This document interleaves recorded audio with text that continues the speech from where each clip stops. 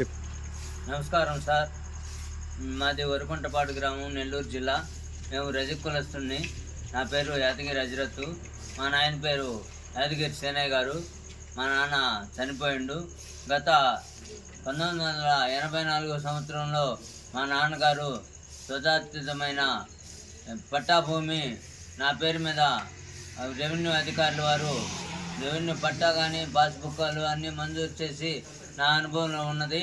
కానీ నాకు మా నాయన అప్పుడు మా ఎస్పీ గారైన బొడ్డు వెంకటేశ్వర రెడ్డి గారు, వరపు ఎస్పీ గారు, వాళ్ళ తండ్రి గారు, మా నాన్నగారు ఎంతో ఫ్రెండ్లీగా ఉండేవాళ్ళు.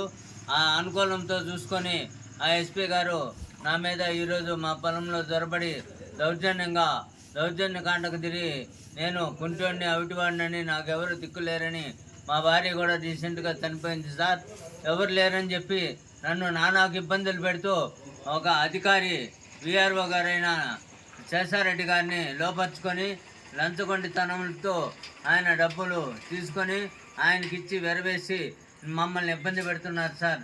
దయచేసి మాకు న్యాయం చేయండి, లేదంటే మేము ఆత్మహత్య అయినా శరణ్యము సార్.